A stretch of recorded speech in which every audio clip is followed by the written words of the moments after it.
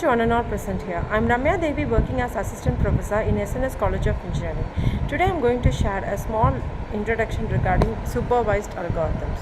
What is supervised algorithm? It is one of the machine learning algorithms. It's a type that can be applied according to what was previously learned to get new data using labeled data and to predict future events or labels.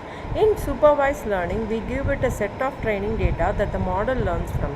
It can then infer relationships between the features and the categories that we want and apply that to unseen new values and predict information about them. In supervised learning, models are trained using labeled data set where the model learns about each type of data.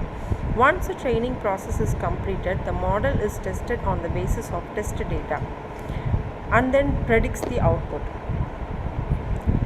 There are so many types of supervised learning algorithms, and one of the most commonly used are linear regression, logistic regression, naive-Bayes classifiers, decision trees, random forest, and support vector machine. Naive-Bayes classifiers is the most commonly used supervised learning algorithms. Here the Bayes theorem is a mathematical formula for calculating the conditional probability in probability and statistics. In other words, it's used to figure out how likely an event is based on its proximity to another event. Simply is a way of calculating the conditional probability. The probability of A given B is equal to the probability of A times the probability of B given A over the probability of B.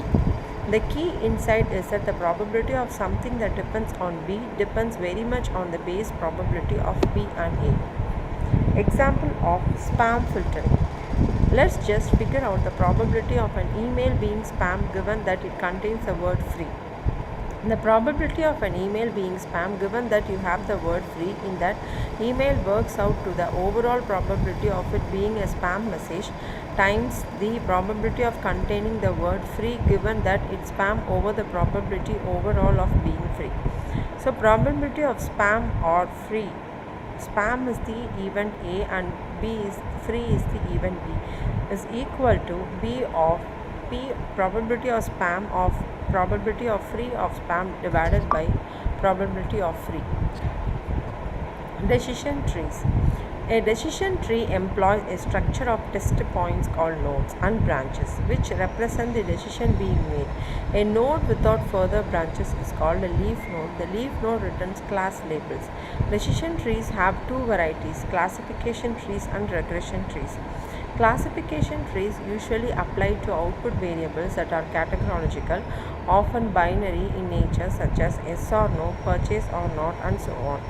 Decision trees, on the other hand, can apply to output variables that are numeric or continuous, as the predicted price of a consumer good or the likelihood a subscription will be purchased.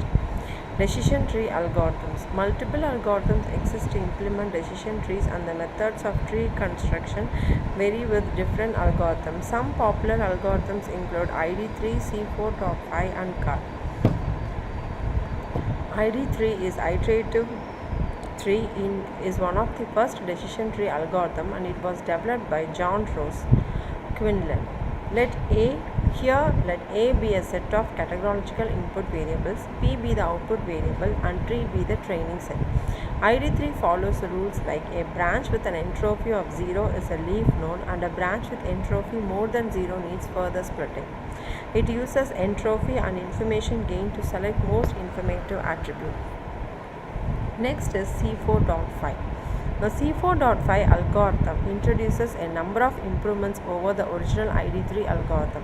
The C4.5 algorithm can handle missing data. If the training records contain unknown attribute values, the C4.5 evaluates the gain for an attribute by considering only the records where the attribute is defined. Both categorical and continuous attributes are supported by C4.5 for the corresponding records of each partition. The gain is calculated, and the partition that maximizes the gain is chosen for the next split.